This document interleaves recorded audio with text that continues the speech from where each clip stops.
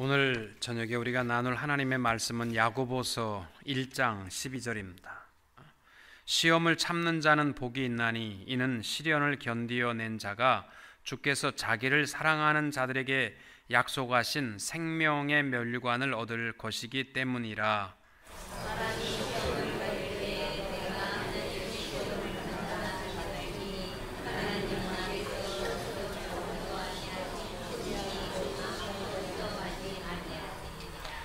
오직 각 사람이 시험을 받는 것은 자기 욕심에 끌려 미혹됨이니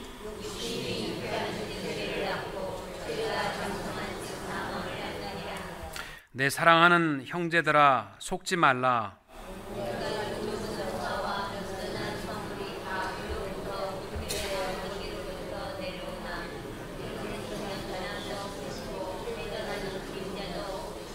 같이 봅니다. 그가 그 피조물 중에 우리로 한 첫 열매가 되게 하시려고 자기의 뜻을 따라 진리의 말씀으로 우리를 낳으셨느니라. 아멘. 오늘의 말씀의 제목은 시험을 이기는 5가지 원리입니다. 신앙의 박해를 피해서 살아가는 디아스포라들을 향하여서 야고보에서 가장 핵심적으로 다루고 있는 단어는 시험입니다. 야고보서 1장을 시작하자마자 하시는 말씀은 모든 시련과 시험과 핍박을 당하거든 기뻐하라 이렇게 말씀합니다. 그 이유는 시련과 핍박이 좋아서가 아니라 그 어려움들 속에는 이미 하나님의 승리의 조감도가 그려져 있기 때문입니다. 하나님의 뜻이 담겨 있고 하나님께서 시련과 인내를 통하여 우리의 신앙을 순금과 같이 세워주시기 때문입니다. 오늘 우리가 봉독한 말씀을 보시면은 야고보서를 1장 1절부터 읽다가 말고 조금 혼동되는 그러한 단어, 그것이 바로 이 시험이라는 단어입니다. 12절 말씀에 보시면 시험을 참는 자는 복이 있나니 이는 시련을 견디어낸 자가 주께서 자기를 사랑하는 자들에게 약속하신 생명의 면류관을 얻을 것이기 때문이다. 그렇게 말씀을 하고 곧바로 13절에 보면 사람이 시험을 받을 때 내가 하나님께 시험을 받는다 하지 말지니 하나님은 악에게 시험을 받지도 아니하시고 친히 아무도 시험하지 아니하시느니라. 그래서 이게 헷갈리는 겁니다. 앞에서는 분명히 시험을 참고 견디는 자가 복이 있다 그렇게 말씀을 했는데 13절에서는 시험을 받을 때 내가 하나님께 시험 받는다 하지 말지니 라고 말씀합니다. 이 말씀을 이해하시려면 우리말로는 똑같이 시험이라는 단어지만 12절과 13절의 시험이라는 단어의 뜻은 다른 것입니다. 이 12절에 나와 있는 단어는 2절에서 말씀하는 내 형제들아 너희가 여러 가지 시험을 당할 때에 온전히 기쁘게 여기라. 하나님께서 기뻐하게 하시는 그 시험이라는 단어는 페이라스모이스라는 단어, 영어 성경에 보시면은 트라이얼이라고 되어 있습니다. 시련입니다. 그리고 13절에 사람이 시험 받을 때 내가 하나님께 시험을 받는다 하지 말라라는 이 시험이라는 단어는 영어 성경에 보시면은 temptation, 유혹이라고 페이라조메노스라는 단어로 표현을 하고 있습니다. 앞에서는 시험 받으면 기뻐하라. 뒤에서는 아무도 하나님 앞에 하나님은 시험하지 않는다. 우리말로서 시험이지만 12절과 2절은 트라이얼, 시련에 가까운 것이고 13절에 나와 있는 시험은 템테이션, 유혹에 대한 말씀입니다. 여러분, 우리 그리스도인들에게 있어서는 사실은 어떠한 시련보다 더 위험한 것은 유혹입니다. 편안할 때, 모든 일이 잘 될 때 우리는 더 하나님 앞에 엎드려야 합니다. 제가 우리 성도님들 보면 무슨 폭동을 당하고 이런 어려움이 있을 때는요 열심히 기도합니다. 근데 사업이 잘 되고 모든 일이 자랑스럽고 형통하고 내가 할 일이 별로 없을 때 그때 문제가 터지는 겁니다. 한국 기독신문사에서 그리스도인들을 대상으로 설문을 조사했습니다. 그리스도인으로 살아가면서 가장 참기 힘든 유혹이 있다면 무엇입니까? 라는 겁니다. 여기에 대해서 내가 가장 참기 어려운 유혹은 첫째 1등이 뭐니 해도 money입니다. 재물이 우리의 가장 큰 유혹이라고 했습니다. 남자는 31%가 재물의 유혹이 너무 강합니다. 여자는 37%, 그러니까 돈에 약한 거는 여자입니다. 그 다음에 두 번째 내게 주시는 시련, 유혹의 두 번째 2등은 명예와 자존심이었습니다. 남자가 14%, 여자가 24%. 그러니까요, 여자가 자존심이 더 강합니다. 제가 우리 교회도 보면 장로님 투표에서 나가는 사람들은 별로 없는 것 같아요. 근데 권사님 안 되면요 못 견디더라고요.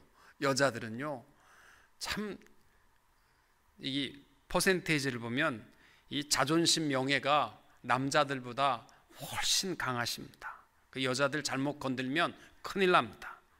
3등이 뭐냐면 주일 성수에 대한 유혹이었습니다. 남자가 21%, 여자가 14%. 그러니까 주일날 교회 가는 것만큼은 여자들은요 뭘 해도 간도 난 교회가 이건 잘하는데 남자들이 약해요. 주일날 빠지는 것에 대해서는. 4등은 성적 유혹, 남자가 14%, 여자가 5%였습니다.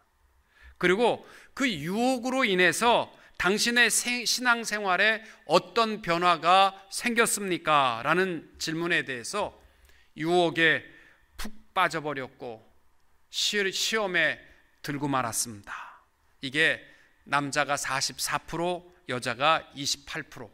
이것 보면 유혹에 대해서 남자는요 정말 약합니다. 여자는 그래도 유혹을 통해서 이기는 게 굉장히 강합니다. 그래서 유혹을 물리치고 오히려 더 성장하는, 신앙이 성장하는 계기가 되었습니다. 이렇게 대답하는 것이 남자는 34%였고 여자는 52%. 그러니까 시련이 왔을 때 남자는 폭 빠질 때가 많고 여자는 오히려 딛고 신앙의 성장을 이룰 때가 훨씬 많다는 것입니다.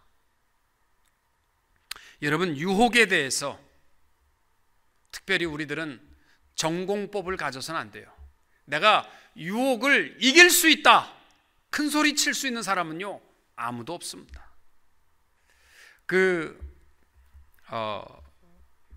한동안 유행했던 그 머시멜로 이야기라는 책이 있습니다. 호아킴 대 포사다와 그 앨런 싱어가 쓴 아주 작은 책입니다.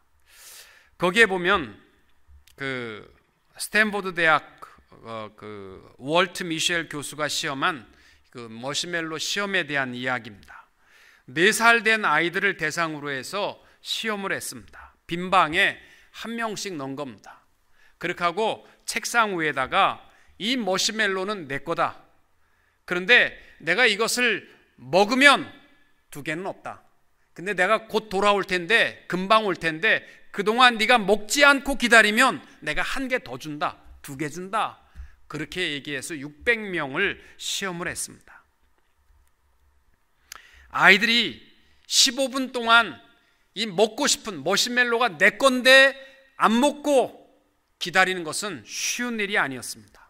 최소한도로 이기는 아이들은요 이 먹고 싶은 욕망을 이겨야 되고 인내하고 기다려야 되고, 내가 이겼다가 또 보면 또 먹고 싶으니까 그 인내하고 기다려야 되고, 또 2개 줄 것이다라는 약속을 굳게 믿는 아이들이 견디어냈는데 거의 대부분이요 먹었겠어요, 안 먹었겠어요?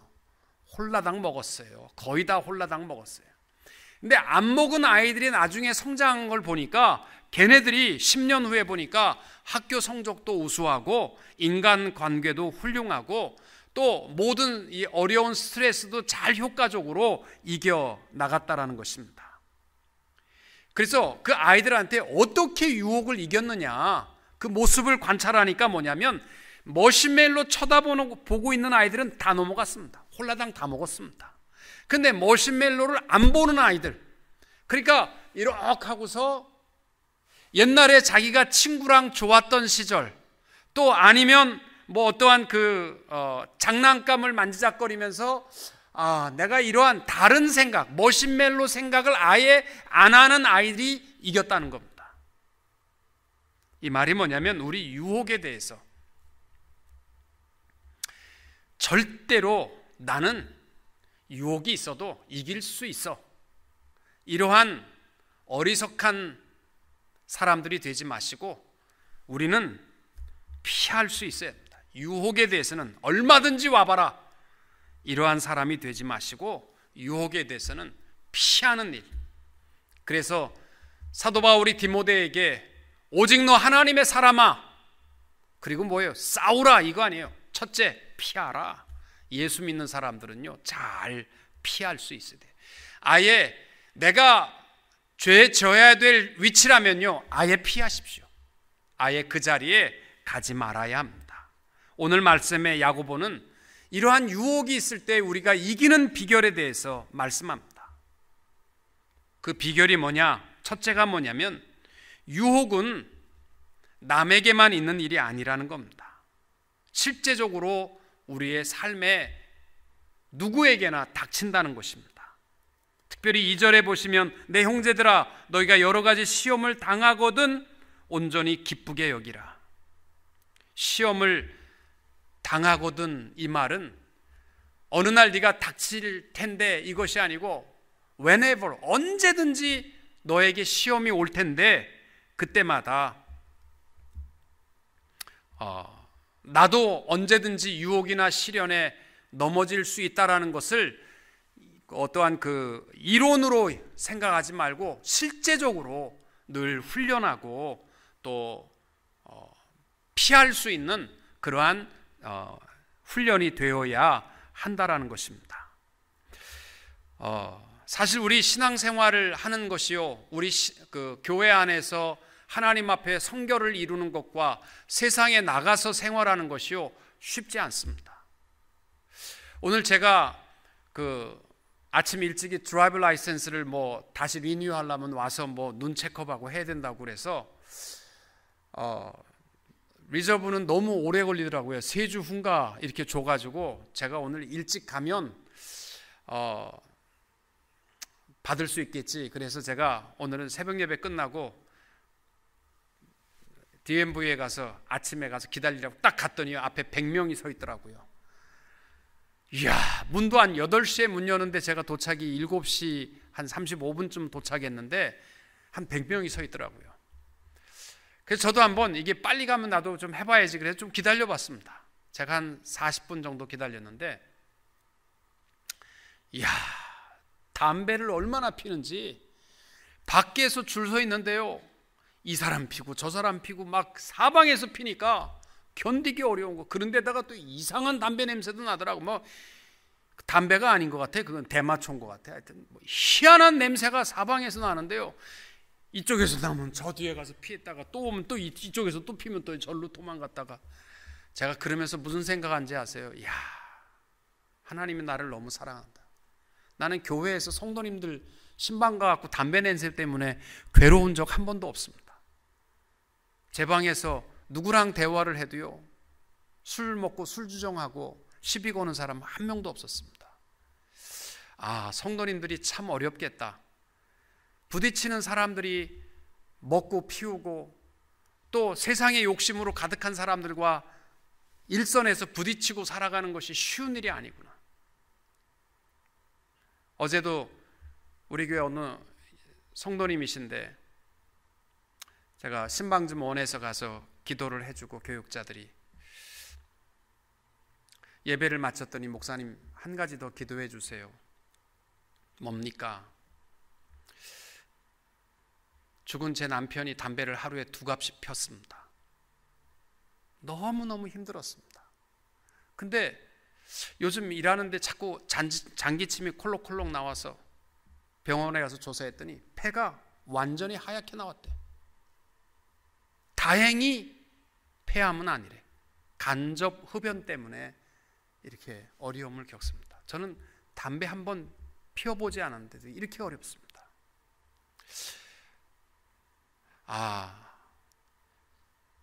부부간에도요, 담배 안 피는 것에 대해서 진심으로 감사하십시오.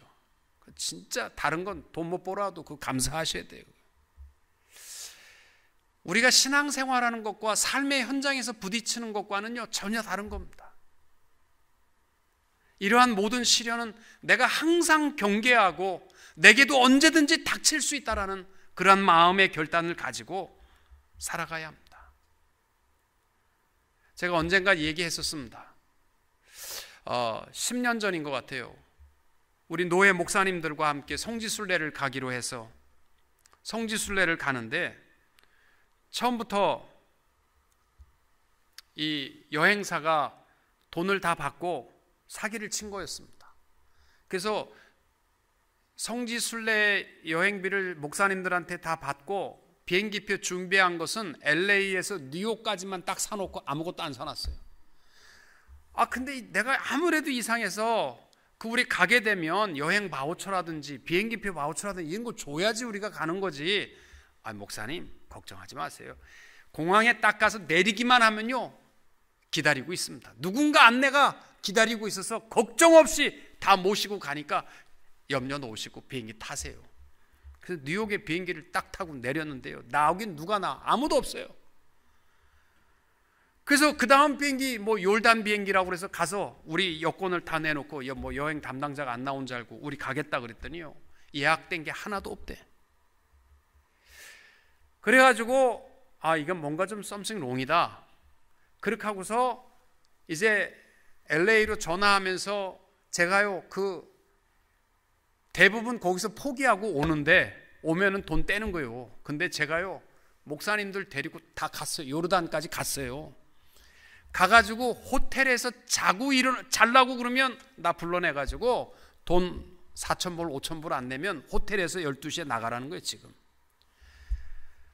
그러면은 또 12시 1시까지 싸우고 2시까지 싸우고, 그 다음날 되면 또 호텔에 들어가면 또 싸우고. 그래가지고 제가요 막 LA 한국일보에다 전화도 하고 중앙일보에서도 전화하고, 사기꾼 만나가지고 목사님들이 이 고통당한다는 거 밝혀라 그러고 제가요 이래봬도 싸움 잘하거든요. 그래가지고 밤새도록 싸우고 또 타면 그 다음날 성지순례 가니 제 마음이 얼마나 괴롭겠어요. 그래도요, 갈릴리 바닷가에 탁 타고 서니까 눈물이 그냥 나오더라고요. 제가 성지순례는 진짜 어려운 성지순례 했습니다. 그러면서 제가요, 비아돌로사 예수님이 십자가 짊어지신 그 길을 갈 때도요, 제 승질을 못 잡아서 아마 거기서 소리치고 이 쌍놈의 새끼라고 욕한 건 나밖에 없을 것 같아. 목사가 하도 괴롭게 해가지고요, 제가 비아돌로사 예수님 십자가 짊어진 길 가는 사람들은요 두 가지요, 장사꾼 아니면 성지순례자들은요 정말 예수님의 그 자국이 남아있는 그 길을 가면서 은혜를 받는데요, 저는 너무 속상해갖고 이 쌍놈의 새끼라고 제가 욕을 했어요. 여러분, 시험은 누구에게나 옵니다. 정말 괴롭고 어려운 시련이 옵니다. 우리 깨어서 나에게도 어떠한 시련도 유혹도 있을 수 있다는 것을 늘 경계하고 정죄하고 비난하지 않는 성도님들이 될 수 있기를 바랍니다. 13절에 보시면은 사람이 시험 받을 때에 특별히 두 번째로 우리가 해야 될 일이 뭐냐면, 내가 하나님께 시험을 받는다 하지 말지니 하나님은 악에게 시험을 받지도 아니하시고 친히 아무도 시험하지 아니하시느니라.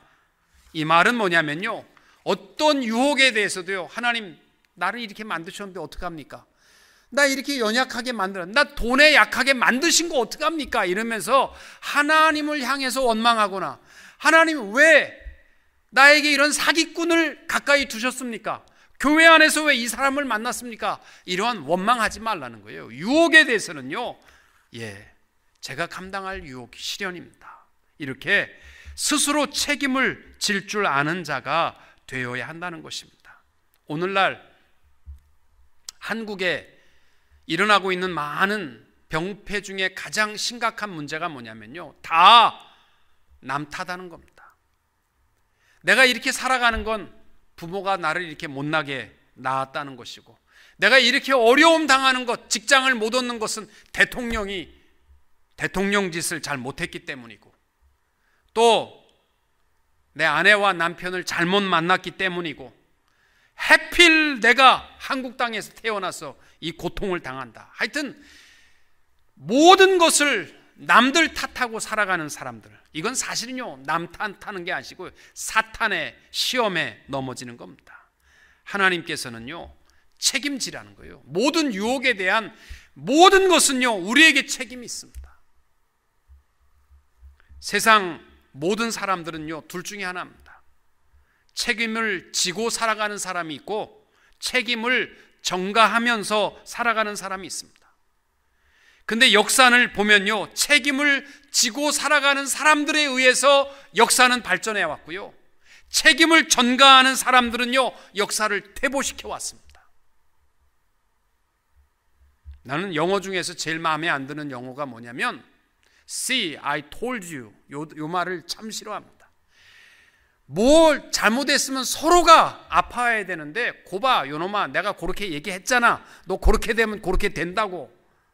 그런 사람들이요 정말 싫어요. 모든 유혹에 대해서는 내가 책임을 질 줄 알아야 합니다. 그 누구도 원망하지 마세요.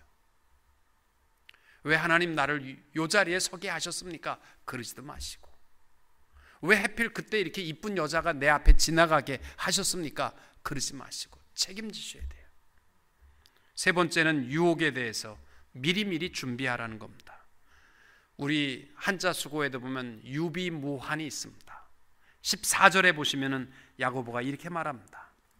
오직 각 사람이 시험을 받는 것은 자기 욕심에 끌려 미혹됨이라. 여러분, 또 15절에 보면 욕심이 잉태한 즉 죄를 낳고 죄가 장성한 즉 사망을 낳는다. 내 사랑하는 형제들아 속지 말라, 이렇게 말씀합니다. 여러분, 악한 영은요, 사탄은 우리의 욕심의 틈새를 비집고 들어와 우리를 죄짓게 합니다. 사실 우리 인간에게는요 누구나 다 욕망이 있습니다. 욕망 그 자체를 나쁘게 봐서는 안 됩니다. 욕망으로 말미암아 죄짓는 사람이 되어서는 안 됩니다. 사람은 우리에게 다 욕망도 주셨고 비전도 주셨어요. 욕심 없는 사람 누가 있어요? 다 있어요. 욕심은요. 그런데 사탄은 우리의 욕망의 틈새를 가지고 우리를 넘어뜨리고 죄짓게 하고 사망에 이르게 한다는 사실입니다. 욕심에 현혹되게 되면요 우리는 죄 가운데 빠질 수밖에 없습니다. 그래서 야고보는 우리에게 하는 말이 속지 말라는 겁니다. 미끄러지지 말라, 속지 말라.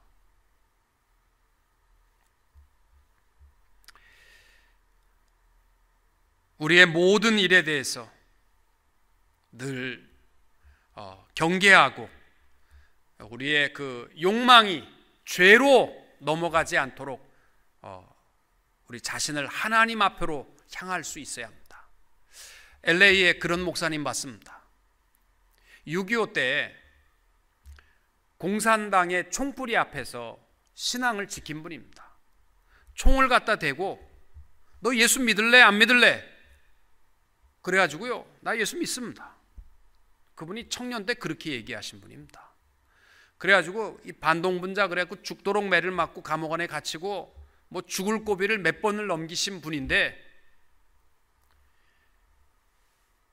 아주 쉬운 돈의 유혹에 넘어져 버렸습니다. 목회를 하시다가. 여러분, 죽음을 걸고 사선을 넘어서 내가 신앙의 고백을 지켰다. 그 시간은 우리가 이겼지만 작은 유혹의 시간, 그 돈의 유혹, 이런 것에 우리는 나도 모르게 넘어가 죄를 범할 수 있습니다. 늘 깨어있다라고 생각하지 마시고 스스로 경계하고 내 마음에 있는 욕망의 죄로 넘어지지 않도록 늘 깨어있어야 할 줄로 믿습니다. 데살로니가 전서 5장 6절 그러므로 우리는 다른 이들과 같이 자지 말고 오직 깨어 근신할지니라. 베드로전서 5장 8절 근신하라 깨어라 너희 대적 마귀가 우는 사자같이 두루 다니며 삼킬 자를 찾나니. 요한계시록 16장 15절 보라 내가 도적같이 오리니 누구든지 깨어 자기 옷을 지켜 벌거벗고 다니지 아니하며 자기의 부끄러움을 보이지 아니하는 자가 복이 있도다. 네 번째로 유혹을 이기는 방법은 우리의 초점을 머시멜로에 두지 마시고 하나님 앞에 맞추시면 이길 수 있습니다. 여러분, 세상의 모든 유혹을 바라보고 우리의 욕망으로는 이길 힘이 없습니다. 보세요. 초점을 하나님 앞에 두지 않는 순간 베드로도 넘어졌습니다. 베드로가 그 많은 제자들 가운데서요 물 위로 걸어오시는 주님을 보시면서 나로 걷게 하게 해달라. 주님이 오라 하니까요 물 위로 뛰어내렸어요. 그거 아무나 할 수 있는 거요? 못하는 거요. 대단한 믿음입니다. 근데 그가 언제 넘어집니까? 주님 바라보고 가면요 안 넘어져요. 어디에? 파도 보고 파도 치는 걸 보고 두려워하는 순간에 빠져버립니다.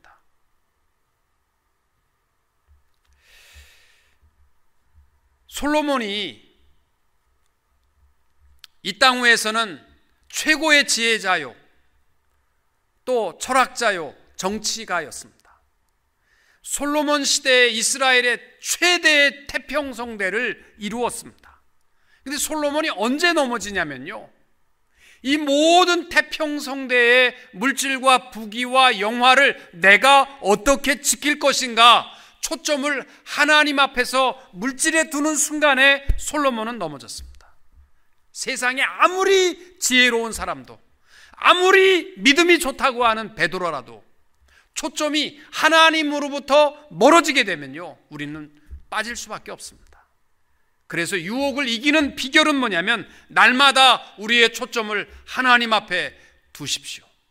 세상에 살아가다가도 늘 우리의 초점을 하나님 앞에 있음을 확인하십시오.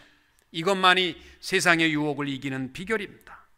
시편 121편 1절 내가 산을 향하여 눈을 들리라. 나의 도움이 어디서 올꼬? 나의 도움이 천지를 지으신 여호와에게서로다. 여호와께로 너로 실족치 않게 하시며 너를 지키시는 자가 졸지도 아니하시리로다. 유혹에 대해서 전공법을 택했던 아이들은 다 먹어버렸습니다. 그러나 초점을 하나님 앞에 두고 유혹을 이길 수 있게 되시기를 축복합니다. 마지막으로 18절에 보면 유혹을 이기는 비결, 그가 그 피조물 중에 우리로 한 천열매가 되게 하시려고 자기의 뜻을 따라 진리의 말씀으로 우리를 낳으셨느니라.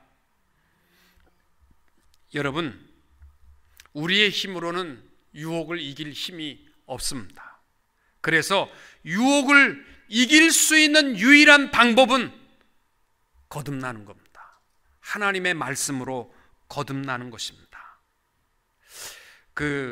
미국의 정신의학자인 데이빗 호킨스 박사가 사람의 의식 지수라는 것을 이야기를 했습니다. 영성 지수로 표현했는데 20부터 1000까지로 표현했습니다. 이를테면 사람의 그 영성 지수가 200 이하면은 세상에 보탬이 되지 않는 영성 지수고 200 이상이 되어야 세상에 보탬이 되고 보람이 있는 그러한 인생이 될 수 있다는 것입니다. 그분이 말하는 그 영성 지수를 계산해 보니까 그 수치심은 영성 지수가 20, 죄의식은 30, 무기력은 50, 슬픔 마음은 영성 지수가 75, 두려움은 100, 욕망은 125, 분노는 150, 자존심은 175라고 했어요. 이런 것들은 세상에 절대로 도움이 안 되는 그러한 영성지수입니다. 마이너스가 되는 사람들. 근데 200이 뭐냐면 용기. 아무것도 없어도요, 용기를 가지고 살아가는 사람이요, 이 땅 위에 유익을 이룰 수 있습니다. 또 200 이상이 되는 사람들이 15% 이상이면 살만한 공동체가 된다는 거예요. 교회 안에도 죄의식이나 무기력증이나 슬픔이나 두려움에 빠진 사람들이 85%가 된다 할지라도 15%가 200 이상의 영성지수를 가진 사람이 있으면 살만한 공동체가 될 수 있다는 겁니다. 근데 영성지수 가운데 중용, 더하지도 덜하지도 않는 것이 250이고, 자발성, 내가 스스로 감당하는 그러한 영성지수가 310이고, 조건 없이 베푸는 사랑이 500이고, 기쁨의 삶이 540이고, 평화를 사랑하는 것이 600이고, 깨달음, 이것이 보통 700에서 1000이라고 했습니다. 아, 나도 그렇게 바꾸면 되겠구나 하는데, 이 호킨스 박사가 하는 말이요, 사람의 능력으로는 영성지수를 5를 올릴 수 없다는 거예요. 내 스스로가 5를 못 옮긴다는 거예요.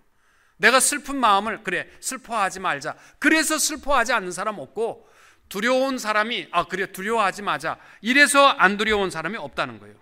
그런데 이분이 말하는 게 이거예요. 영성지수를 뛰어넘는 이러한 변화는 누구에게 있느냐? 죽고 사는 길밖에 없다는 겁니다. 육신이 죽든지 우리의 과거의 영적 사람이 죽고 새 사람으로 거듭나는 길 밖에 우리의 영성지수가 바뀌는 길이 없다는 겁니다. 여러분, 두려움의 인생이 용기와 승리와 기쁨의 인생으로 바뀌는 것은요, 본어게인, 거듭나는 것밖에 없습니다. 좌절하고 죽고 싶은 마음, 괴로운 마음이 용기와 승리로 바꾸는 것은요, 본어게인, 거듭나는 것밖에 없어요. 그 거듭남의 역사는 오직 성령 안에서 이룰 수 있게 되는 줄로 믿습니다. 그래서 야고보는 우리에게 마지막으로 하는 말이 진리의 말씀으로 우리를 낳으셨다는 겁니다. 내가 어떠한 존재인가를 기억하십시오. 모든 유혹에 대해서 나는 할 수 없지만 우리는 말씀으로 거듭난 자들, 성령으로 거듭난 자들임을 기억하시고, 새 사람으로서 모든 유혹을 당당하게 하나님의 자녀로 이길 수 있는 성도님들이 다 되시기를 주님의 이름으로 축원합니다.